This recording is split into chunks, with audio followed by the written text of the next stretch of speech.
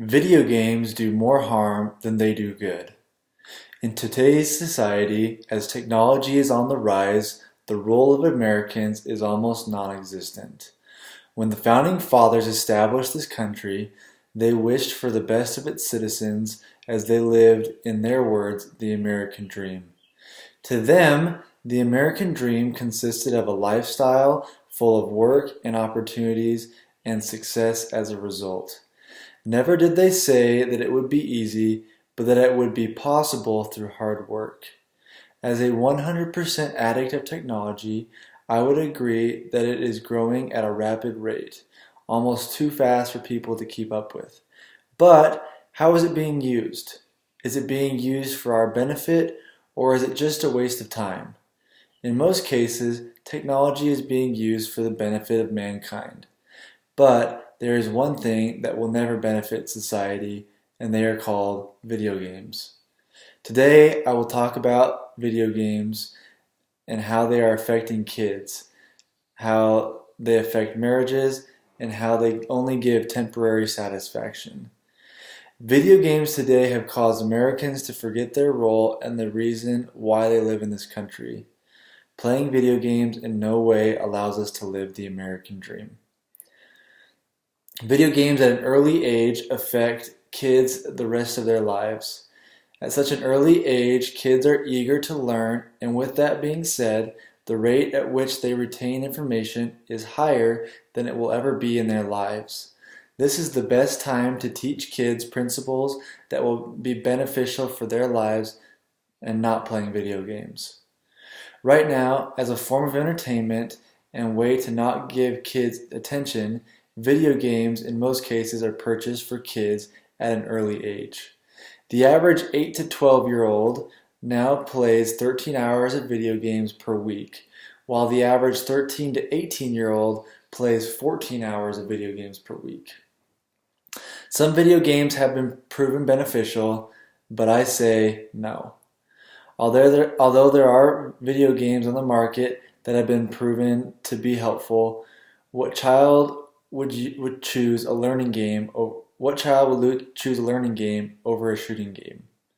Studies found that students who had played a violent virtual reality game had a higher heart rate, reported more dizziness and nausea, and exhibited more aggressive than those who had played a non-violent game. I have a little brother who is now 7 years old. He is very consumed with video games, and it seems like he spends close to 2 to 3 hours every day. As a result, he rarely plays outside.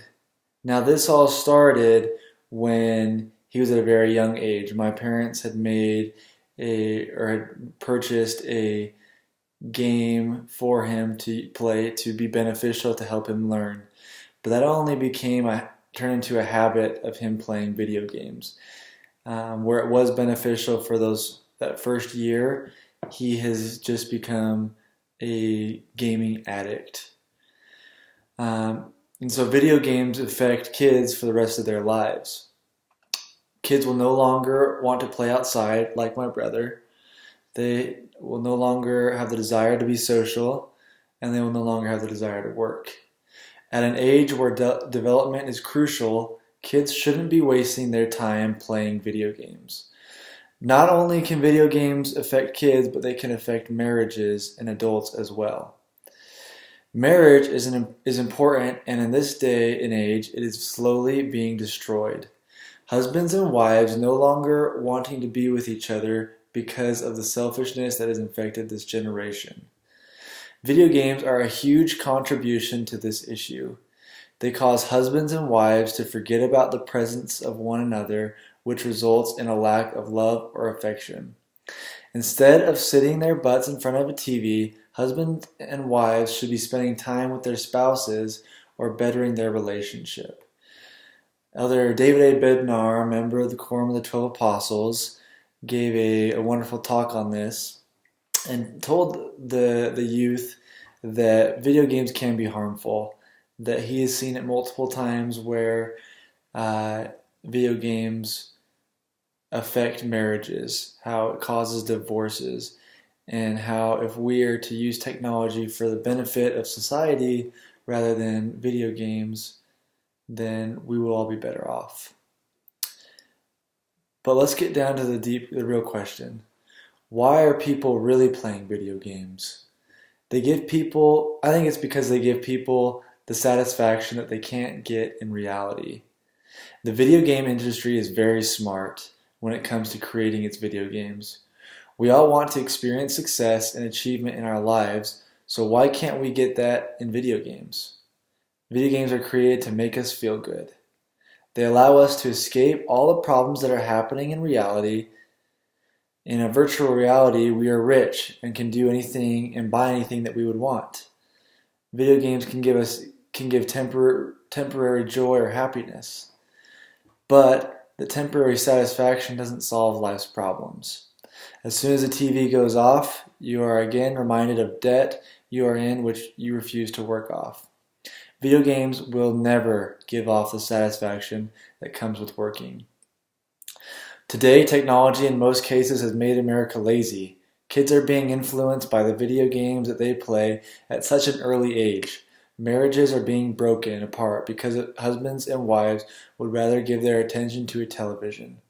We have forgotten our role as U.S. citizens, as well as the feeling that comes along with accomplishing something in reality.